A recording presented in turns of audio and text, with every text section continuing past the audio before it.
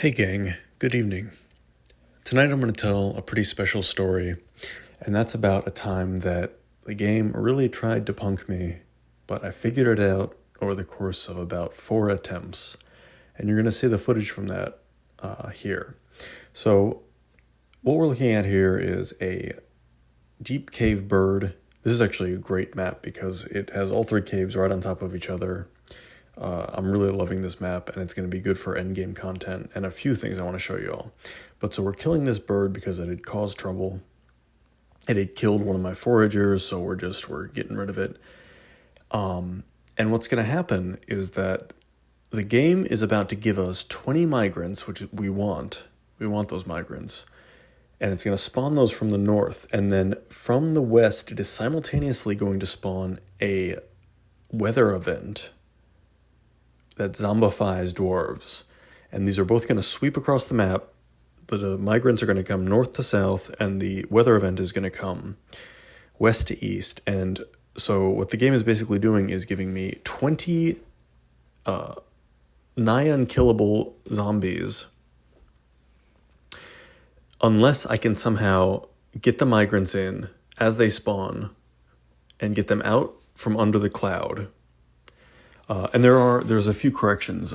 If you've been watching this map, I described this previously as a dust contaminant, and I was talking with viewers about how I hadn't noticed a weather event and that I had weather turned off.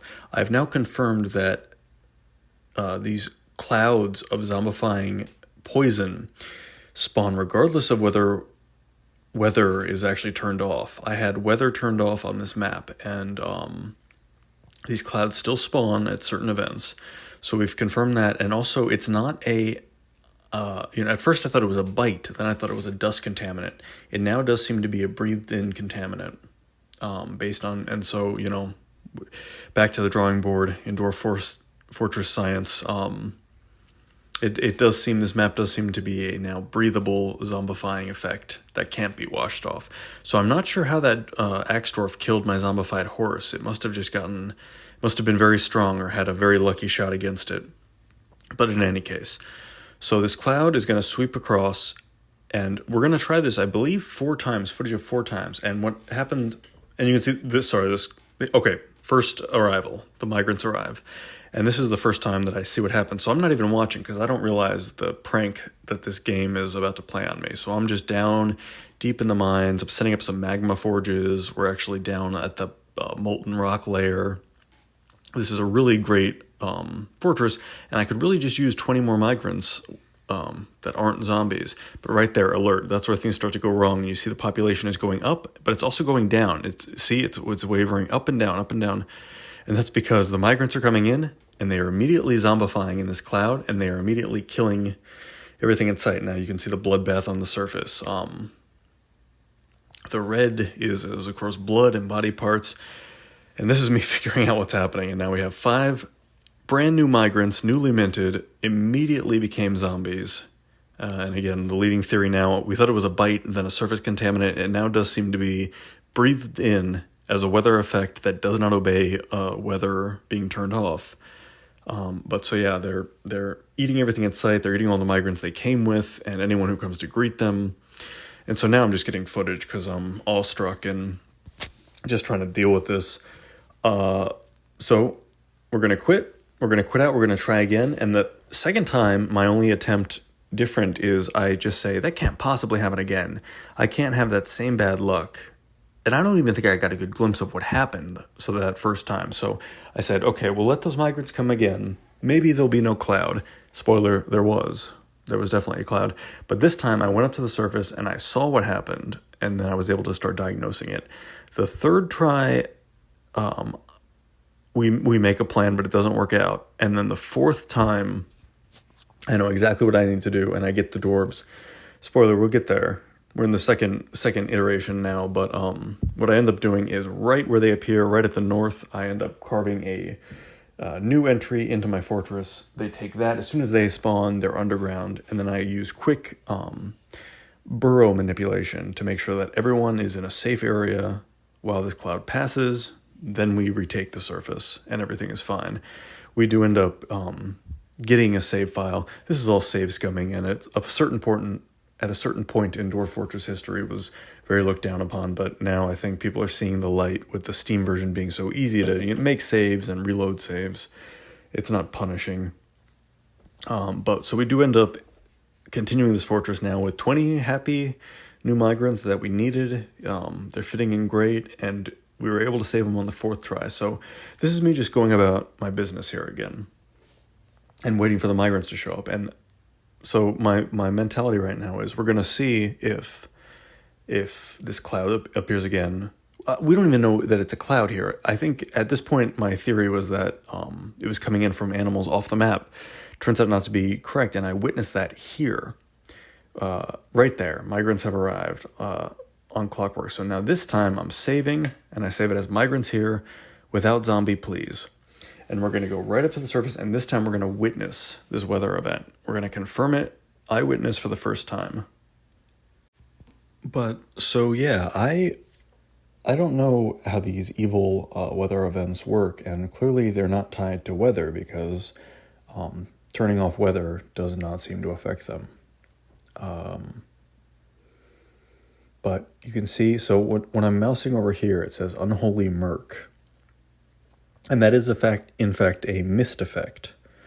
The same as when water falls down the Z levels, it makes mist. When ocean mist or ocean waves are created, it's the same thing, but it is, in fact, a fog that is creeping from, it's hard to see because it's white. It's actually quite subtle, which is probably why I didn't see it before. But you can see right at the top there, it says unholy murk, sand, unholy murk.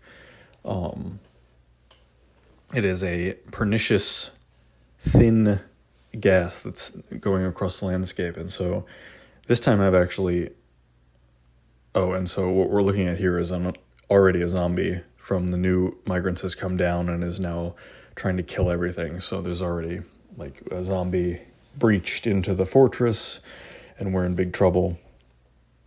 But so now we know what we're dealing with. I've now witnessed exactly what's happening. So this is our second quit without saving. So this third time, now we know that the mist is going to be back. The fog is going to come back when the migrants come.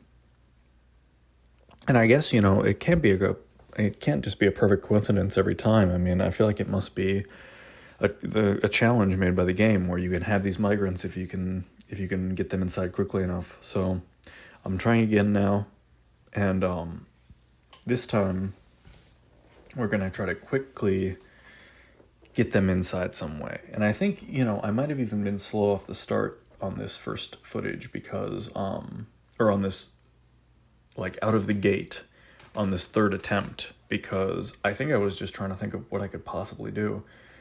And I realized that every time the migrants come from the north, right there, and this fog comes from the west. So I realized that if I can just get them, see this 1 Z level down, if I can just build a ramp quickly enough and get them off the surface before that fog comes across them, then the fog can go by and get nothing. And that's, so right there, on the third attempt, I wasn't fast enough, and you saw how the dwarves were moving towards the fortress, and then suddenly all fleeing the fortress, and now there's blood on the map, and that's because I wasn't quite fast enough, and so the first dwarf became a zombie, turned around, attacked all his fellow migrants.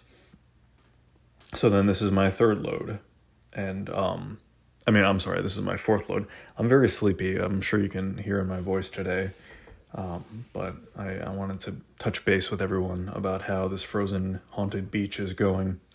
So the fourth attempt, we get it. As soon as we load up, we're going to go to the surface, and we are going to, actually, believe it or not, I still do fool around with something else before I do that. But long story short, we do go to the surface, immediately dig a ramp, and it works like a charm. The dwarves go straight down underground, and while they do probably walk by that miasma, which is venting, this is actually a really good fortress in a few ways. So all of my stockpiles are underground because of different zombie incursions, but they all have floodgate portals to the surface, so that even things that rot underground, even rotting things being held underground, don't create too much miasma for the dwarves. But all that to say that these migrants come in right there from the north. They run straight down into this ramp that I'm making now.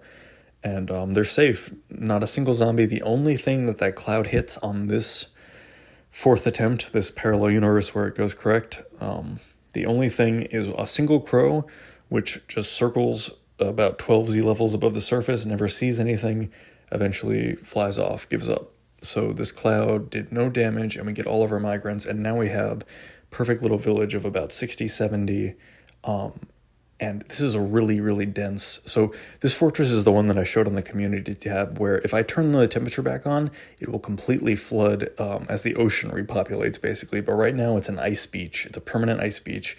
And I'm thinking for a subscriber special, maybe I can flood it and like make that fork, make it officially like a semi-flooded fortress and deal with that, the official temperature toggle turn back on. But it's really cool. So I started experimenting with just doing straight down stair shafts, and we got past the aquifer, and there's actually 3 caves on this embark that are like tangled up in each other. So there's all of a sudden I have 3 like new ecosystems. All the caves are really varied, and then the magma sea is right underneath that. And then spoiler, I'm gonna have to start doing spoiler alerts when I talk about this map, because we also found the special thing, the unobtainium that's deep down there, and so we're getting pretty close to the circus and the end game, my friends, on this map, which was a really nice surprise, because this is such a weird embark, but this is my main map. I'm really enjoying it, and super fun, and it's actually going really well. I've got it capped at about 75 dwarves, and like we're gonna see some end game stuff pretty soon, I think. So hey, if you made it this far, please like and subscribe. I always really appreciate it. Every morning when I wake up and I see that number go up, I say, hey, people care about your dwarf fortress, and that's a good feeling. So thanks as always for watching. I'm going to start referring to this map as the frozen beach. So if you see thumbnails talking about the frozen beach, you'll know that this is what we're talking about, this weird haunted temperature for now turned off. We'll see. I'm thinking maybe like 500 subscribers or 300. We'll see. But at some point, I'm going to flood this thing. You can see the ice right there. See the ice on the surface? All that's going to turn back into ocean.